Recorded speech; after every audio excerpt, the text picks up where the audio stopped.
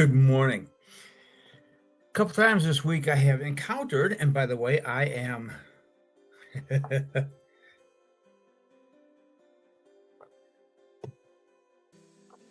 all right. I'm going to get the hang of this yet. That's right.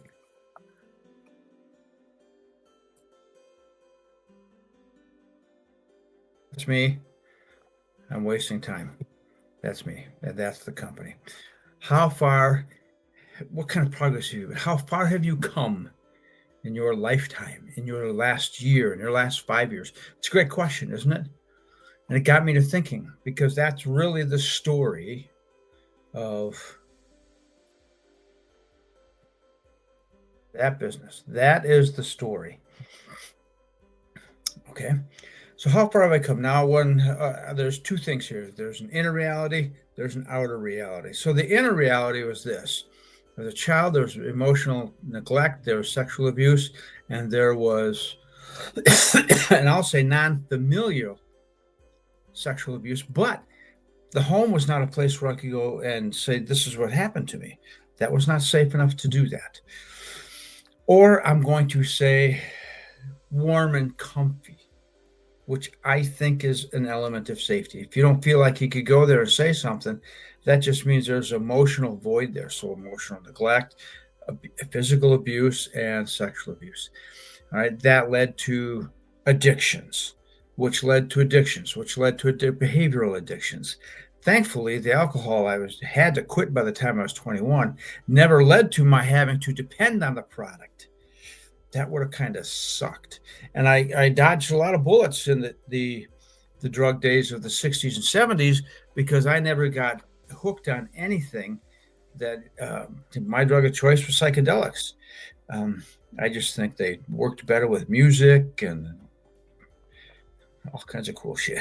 But, okay, I dodged the heroin. Well, of course, in those days, heroin was prohibitively expensive.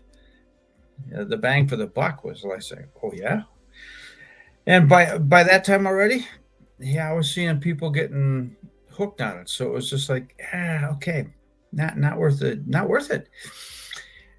And then that just led from addiction, religion, relationships, and just being anything to kill the pain. Community theater, firefighting, which I did for 16 years.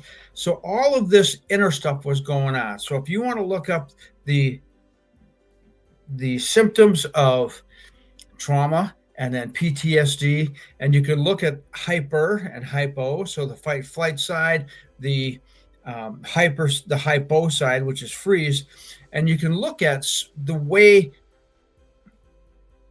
Okay, look at the way people are emotionally, look at the way they are physically, look at the way they are cognitively, and yeah, okay, that was me. I kind of moved between the fight, flight, and the freeze. Wow, that was my inner world. My outer world,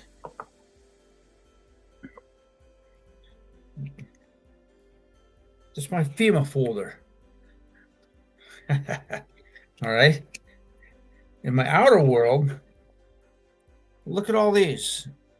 These are all certificates that I got from FEMA while I was there studying. And I was just, okay, look at, yeah, you see all those. I've got other certificates there too, my APIC certification.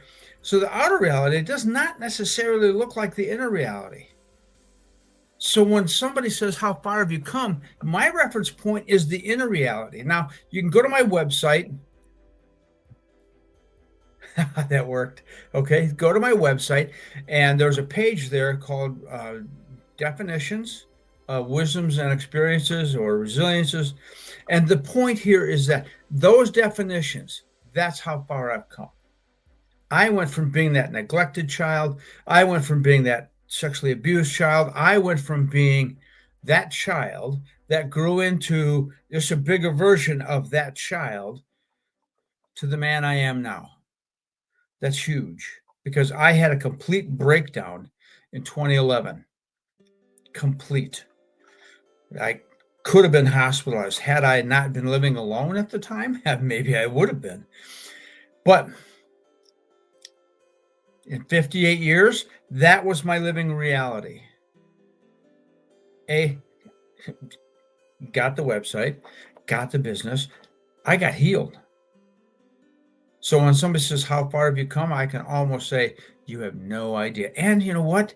That's true for a lot of people.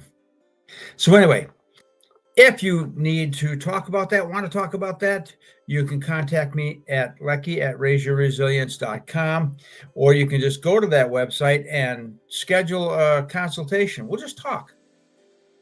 We'll just talk about stuff. Because maybe you're tired, maybe you're this, maybe you're that, but we can just talk. In any event, how far have you come? That's a good thing to reflect on. That's a very good thing to reflect on, because it makes me grateful for the people that helped me along the way.